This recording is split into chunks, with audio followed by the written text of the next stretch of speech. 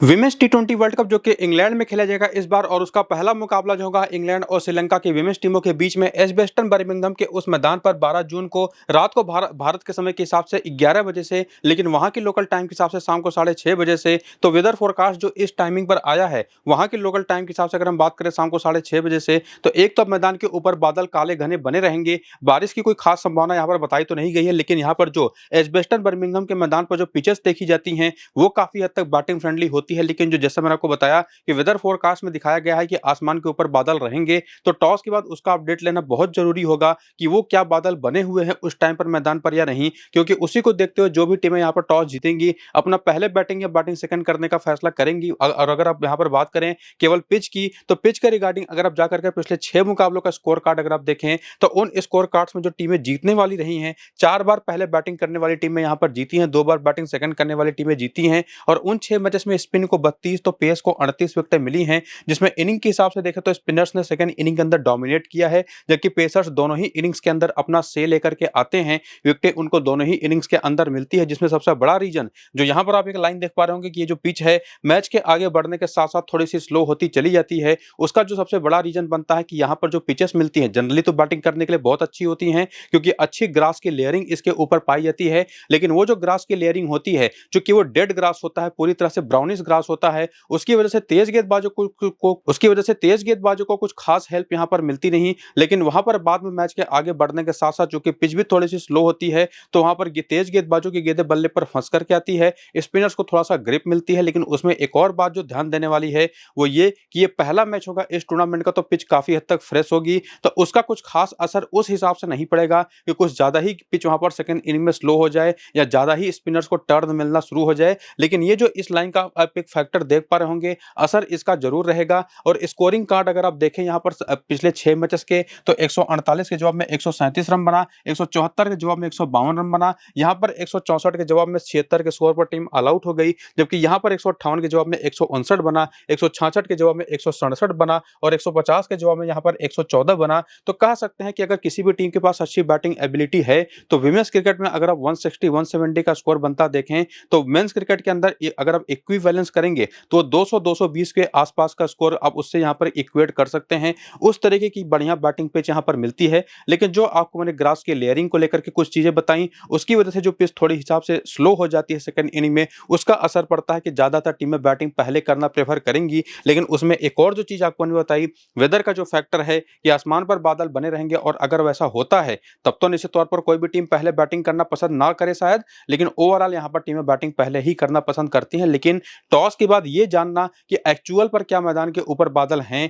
और पिच कैसी है जिस पर जो ग्रास की लेयरिंग है, क्या उसमें जरा भी ग्रीनरी है या नहीं है, वो जानना काफी जरूरी होगा। वो आपको मैं टेलीग्राम और व्हाट्सएप पर टॉस की बात बता दूंगा और यहीं पर अपनी फाइनल टीम भी दे दूंगा। तो नीचे डिस्क्रिप्शन और कमेंट बॉक्स में जो पिन किया हुआ कमेंट है इसी वीडियो के, वहां पर लिंक आपको मेरे टेलीग्राम और व्हाट्सएप चैनल का मिल जाएगा। क्लिक करके दोनों को ज्वाइन करिए और ज्वाइन करके एक्टिव रहिएगा टॉस की बात, ताकि आपको मैं अपडेट्स फाइनली दे पाऊं और अपनी काफी सारी टीमें आप आसानी से बना पाएं। जिसमें आगे बढ़ते हो सबसे पहले यहाँ पर इंग्लैंड की टीम का प्लेइंग 11 और बैटिंग ऑर्डर जो मोस्ट प्रोबेबली आज के इस मैच में उतर सकता है वो आपके सामने है। जिसमें मुझे लगता है कि आज के इस मैच पर लॉरेन फाइलर खेलेंगी, लेकिन अगर लॉरेन फाइलर नहीं खेलती हैं, अगर आसमान पूरी तरह से साफ होता है, तो इन सभी प्लेइंग 11 के प्लेयर्स के अलावा एक और जो चांस बनता है वो या तो टिली कॉर्टिन कोलमैन, जो कि अभी रिसेंट टाइम में डेब्यू की हैं, ज्यादा मैच सभी खेले नहीं है लेकिन काफी इनको ट्राई किया जा रहा है as a left arm orthodox bowler, या कभी कभी लिंसे स्मिथ को भी ये लोग खिला लेते हैं, क्योंकि लिंसे स्मिथ एक ऐसे लेफ्ट आर्म ऑर्थोडॉक्स बॉलर हैं जिनको आप मेंस क्रिकेट में वेस्ट इंडीज के अकील हुसैन से कंपेयर कर सकते हैं। ये शुरुआत में अगर आसमान पर बादल होंगे ना,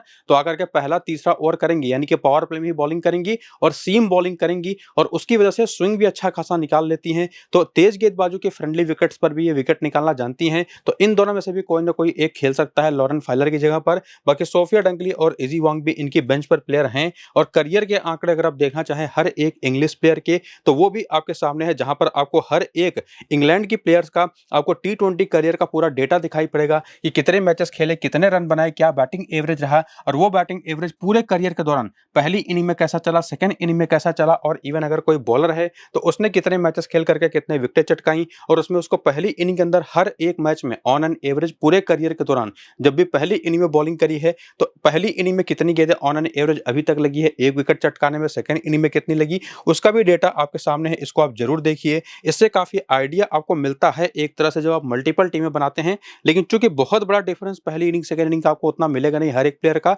इस वजह से उतना कुछ खास उसका रोल है नहीं। लेकिन करियर के आंकड़े देख करके आप ये अंदाजा लगा सकते हैं कि प्लेयर्स के पास क्या एक्सपीरियंस है। तो इसको वीडियो को रोक करके जरूर देखिएगा। आगे बढ़ते हुए अगर हम यहाँ पर रीसेंट फॉर्म की बात करें, क्योंकि ये जो पूरी की पूरी इंग्लैंड की टीम है, इन्होंने अभी रीसेंट टाइम में चाहे डोमेस्टिक क्रिकेट हो चाहे इंटरनेशनल क्रिकेट हो, शॉर्टर फॉर्मेट में किया क्या है, कैसा फॉर्म इनका रहा है पिछले 8-10 मैचेस में, उसका डेटा अब आपके सामने है। जिसमें आप देखें तो डैनी वयाट चूंकि एक स्ट्रोक प्लेयर है तो उसी तरीके का फॉर्म भी आपको दिखाई पड़ेगा। रेगुलर बेसिस पर आपको ये रन बनाते कभी नहीं दिखाई पड़ेंगी। और वहीं पर एमी जोन्स जब ये ओपन करती हैं तो ज्यादा बेटर खेलती हैं, 67-28 जैसे स्कोर बनाती हैं। कई बार आप इनको देखते होंगे नीचे भी बैटिंग करते हो, लेकिन रिसेंट टाइम पर काफी इनको ओपनर के तौर पर ट्राई किया गया है। और अगर ये ओपन करती हैं तो 100% एक गुड चॉइस होंगे। लेकिन वहीं पर दूसरे जो ऑप्शन है नैटली सिवरब्रंट और एलिस कैप्सी, ये दो वो नाम है इस टीम के अंदर जो नंबर 3 और नंबर 4 की बैटिंग भी करती हैं। जिसमें नैटली सिवरब्रंट आपको right arm medium pace bowling करके देंगी, एलिस कैप्सी आपको ऑफ स्पिन बॉलिंग करके देंगी। और इन दोनों को बिना किसी सवाल जवाब के आप सीधे अपनी किसी भी फैंटेसी टीम में लेके जा सकते हैं। और इवन अगर आप इनका रीसेंट फॉर्म भी देखें तो वो भी काफी ठीक ठाक आपको दिखाई पड़ेगा। और उसके बाद आती है हेदर नाइट, चूंकि थोड़ा सा बैटिंग ऑर्डर में ये नीचे आती हैं। और अगर कई बार क्या होता है कि अगर इनको नंबर 4 पर भी आप खेलते देखें तो एलिस कैप्सी के ऊपर आप इनको प्रेफरेंस दे सकते हैं, वरना नंबर 5 नंबर 6 पर तो उतनी जरूरत आपको इनकी पड़ेगी नहीं। लेकिन इनसे ज्यादा बेहतर अगर ये नंबर 5 पर ही आ रही है हेदर नाइट, तो आपके लिए दो ज्यादा बेटर ऑप्शन है, एक फ्रेया केम्प का और एक है यहाँ पर डैनियल गिब्सन का। दोनों के दोनों ऑलराउंडर्स हैं। अंतर यह है कि फ्रेया केम्प थोड़ा सा बैटिंग में ऊपर कई बार आ जाती है, हालांकि डैनी गिब्सन को भी कई बार प्रमोशन बैटिंग ऑर्डर में मिलता है। लेकिन जब बॉलिंग फ्रीक्वेंसी की बात करें तो फ्रेया केम्प एक लेफ्ट आर्म मीडियम पेसर है, डैनी गिब्सन एक राइट आर्म मीडियम पेसर है। और ज्यादा बॉलिंग करने के चांसेस किसी के अगर होते हैं तो वो डैनी गिब्सन के ही होते हैं। हालांकि अगर पेसिंग फ्रेंडली कंडीशन हुई तो फ्रेया केम्प भी आपको बॉलिंग करते दिखाई पड़ेंगी। तो इन दोनों में ज्यादा सेफर अगर मैं बताऊं तो आपके लिए यहाँ पर टीम में ले जाने लायक डैनी गिब्सन है। और थोड़ी सी रिस्कियर होंगे यहाँ पर फ्रेया केम्प, जिनको आप लेकर के जाएंगे तो शायद इनकी बैटिंग भी ना आए और बॉलिंग भी ना करें, तब वहां पर आपको कोई पॉइंट मिलेगा नहीं। तो इन दोनों में से आप किसको ज्यादा बेहतर समझते हैं उसको आप लेकर के जा सकते हैं। बाकी सोफी क्लिस्टन को, चार्ली डीन को और लॉरेन बेल को, इन तीनों को एक ऐसे प्लेयर कैटेगरी में मैं रखता हूं जो कि एमी जोन्स और नैटली सिवर और एलिस कैप्सी वाली कैटेगरी में आती हैं। बिना क्वेश्चन के सीधे आपको अपने टीमों में इनको लेकर के जाना है। रीसेंट फॉर्म भी इनका काफी बेहतर आपको दिखाई पड़ जाएगा। और बाकी देखना पड़ेगा कि लॉरेन फाइलर ही खेलती हैं या Lindsey Smith, Tilly Corteen, Coleman में से कोई एक खेलता है। जो भी खेलेगा तीनों की खासियत आपको मैं बता चुका हूं, जिसमें से लॉरेन फाइलर को भी बारे में फिर से बता दूं तो इनके पास सबसे ज्यादा गति है, गति के दम पर ये बॉलिंग करते हैं। रीसेंट फॉर्म भी इनका ठीक ठाक है, तो वो आप यहाँ पर डेटा इनका देख सकते हैं। लेकिन बाकी 6 प्लेयर तो आपको मैं बेस्ट बता ही चुका हूं। 7वां प्लेयर 8वां प्लेयर को आपको लेकर के जाना है इसी टीम की तरफ से, चूंकि सामने श्रीलंका की टीम है तो वो चांस आपको मिलेगा कि आप 7वां 8वां प्लेयर लेकर के जाएं। तब लॉरेन फाइलर या लिंडसे स्मिथ या टिली कोटिन, कोलमैन में से कोई भी एक ऑप्शन आप ट्राई कर सकते हैं। लेकिन वही बात है कि यहाँ पर स्पिनर ज्यादा बेटर चॉइस होंगी सेकंड इनिंग की बॉलिंग में, और पेसर्स पहली इनिंग की बॉलिंग में ज्यादा बेटर चॉइस होंगे। लेकिन उसमें लिंडसे स्मिथ जैसी स्पिनर आ जाती हैं तो किसी भी इनिंग की बॉलिंग हो, ये दोनों ही कंडीशंस में आपको बॉल करके दे सकती हैं। पेसर्स की तरफ से विकेट निकाल करके दे सकते हो और स्पिनर की तरफ से भी। तो किस कंडीशन में कौन कितना यूजफुल होगा वो क्लियर करने के बाद अगर आप हेड टू हेड के आंकड़े देखें तो श्रीलंका के खिलाफ अगर आप बैटिंग में खास करके देखें तो केवल नैटली सिवर, हालांकि उनके भी 4 मैच में 39 रन है, चूंकि एक ही बार आउट हुए तो 39 का एवरेज है और 3 विकेटें हैं। लेकिन ओवरऑल अगर आप इंटरेस्टिंगली आंकड़े देखें ना तो बहुत अच्छे हैं नहीं। एलिस कैप्सी का बैटिंग एवरेज 26 का जरूर है, लेकिन विकेटें केवल 4 मैच में 2 ही हैं। और वहीं पर फ्रेया केम्प के आंकड़े देख लीजिए, डैनी गिब्सन के आंकड़े देख लीजिए। इंटरेस्टिंगली ये बहुत ही रेयर दिखाई पड़ता है कि इंग्लिश खिलाड़ियों के आंकड़े किसी फॉर्मेट में, स्पेसिफिकली श्रीलंका जैसी बॉलिंग अटैक के खिलाफ उतने अच्छे हैं नहीं। और उसमें सोफी क्लिस्टन जरूर आगे निकल जाती हैं एक मैच में 3 विकेट के साथ, लेकिन चार्ली डीन के 3 मैच में केवल 1 विकेट है, लिंडसे स्मिथ के 3 मैच में 4 विकेट है। बाकी 2 बेंच के जो प्लेयर्स हैं उनके भी नंबर्स आप यहाँ पर देख सकते हैं। बाकी इस मैदान पर एजबेस्टन बर्मिंघम पर अगर आप देखेंगे तो लगभग सारी बैटर्स काफी बेहतर करते हैं, जिसमें 24 का बैटिंग एवरेज डैनी वैट का है और इनको मैं सेकंड इनिंग की बैटिंग के लिए ही बेटर मानूंगा। बाकी एमी जोन्स, नैटली सिवरब्रंट और एलिस कैप्सी ने यहाँ पर ठीक ठाक काम कर दिया है।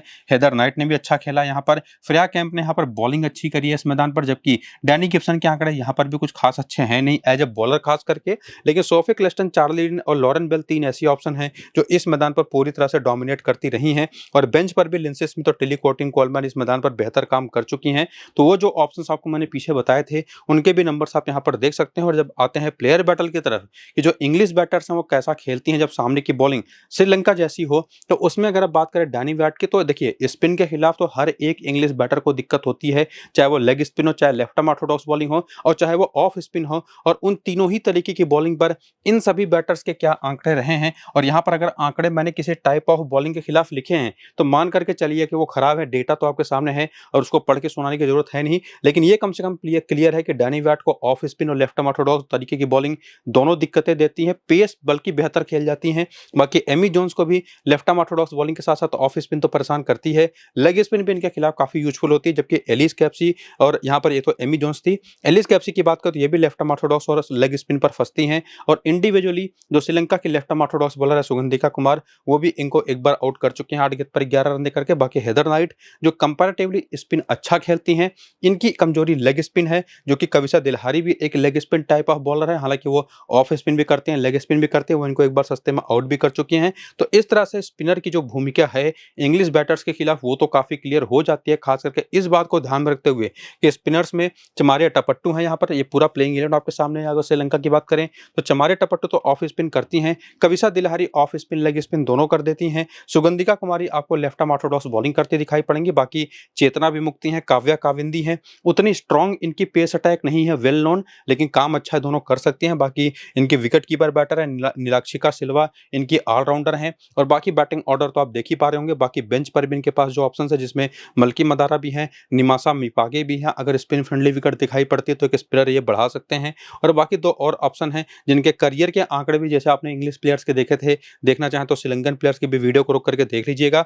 और आगे रीसेंट फॉर्म अगर आप देखें तो क्लियर कट इस टीम की तरफ से ज्यादा बिना कोई सोचे चमारिया टपट्टू को, कविसा दिलहारी को और यहाँ पर सुगंधिका कुमारी को तो बिना किसी डाउट के आप लेकर के जा सकते हैं। एक तो ये तीनों उस तरीके की बॉलिंग भी करती हैं जो एक तरह से वीकनेस है इंग्लिश बैटर्स की, और प्लस उसमें कविसा दिलहारी और चमारिया टपट्टू इस टीम की बैटिंग की बैकबोन भी हैं, तो ये दोनों तो वैसे ही बेस्ट ऑप्शन हो जाती हैं। बाकी सुगंधिका कुमारी इस टीम की one of the most experience bowler हैं, लेफ्ट आर्म ऑर्थोडॉक्स बॉलर हैं, तो ये भी इंपॉर्टेंट रहेंगी। बाकी देखना पड़ेगा कि पेसर्स में से चेतना विमुक्ति, काव्या काविंदी ही खेलेंगी, जैसे कि आपको ने पीछे प्लेइंग इलेवन में दिखाया। दोनों का फॉर्म अगर आप देखें तो कुछ खास अच्छा है नहीं, लेकिन वहीं पर मलकी मदारा जो पॉसिबली बेंच पर बैठेंगी, ये ज्यादा बेटर फॉर्म में है, तो अगर ये खेलती हैं तो आप इनको एक out of the hand chance दे सकते हैं पहली इनिंग की बॉलिंग में।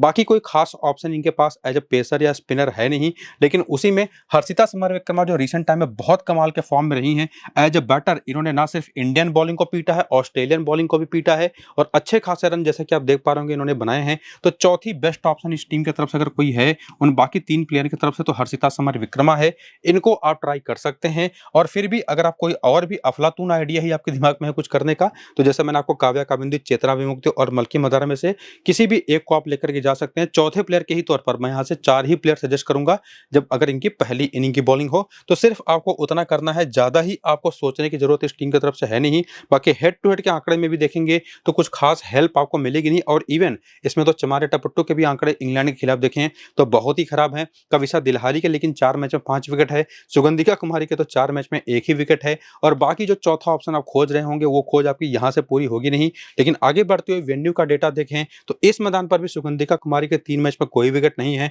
और कविसा दिलहारी के 3 मैच में 18 रन है, 1 विकेट है। यहाँ पर भी चमारिया टपट्टू चली है नहीं, तो डेटा से आपको कुछ खास मदद मिलेगी नहीं। लेकिन जो प्लेयर्स की यूटिलिटी है वो आपको मैं पीछे रिसेंट फॉर्म के टाइम पर बता चुका हूं। और वही बात एक बार फिर से सामने आती है कि स्पिन के खिलाफ श्रीलंकन बैटर्स की भी कमजोरी देखने को मिली है, चाहे वो लेफ्ट आर्म ऑर्थोडॉक्स बॉलिंग हो, चाहे वो ऑफ स्पिन बॉलिंग हो। लेग स्पिनर तो कोई सामने की टीम में है नहीं, लेकिन उनके पास पेसर्स हैं तो वो भी परेशान इन लोगों को करेंगी। सोफे क्लिस्टन जैसे स्पिनर भी हैं, सारे डेटा आप यहाँ पर देख सकते हैं। कंक्लूजन आपको मैं बता चुका हूं, चाहे वो यहाँ पर टॉप ऑर्डर की बैटर हो, चाहे नीलाक्षिका सिल्वा जैसी लोअर ऑर्डर की बैटर हो। तो एक बात तो क्लियर है कि टीम इंग्लैंड ही है जो आज के इस मैच को जीतेगी, उसमें कोई डाउट नहीं है। अगर कोई बड़ा चमत्कार ना करती श्रीलंका की टीम तो उसी हिसाब से टीम आपकी बनेगी। लेकिन वेदर का फोरकास्ट जो अभी मैंने बताया और ताजा वेदर होगा कैसा वो देखना जरूरी है, और पिच कैसी है वो भी जानना जरूरी है। वो दोनों चीजें आपको मैं टेलीग्राम और व्हाट्सएप पर बताऊंगा टॉस की बात, तो ज्वाइन जाकर के कर लीजिए और वीडियो शुरू से अंत तक पूरा जरूर देखिए। बाकी नीचे डिस्क्रिप्शन में पिन कमेंट में मैंने लिंक दे रखा है टेलीग्राम और व्हाट्सएप का,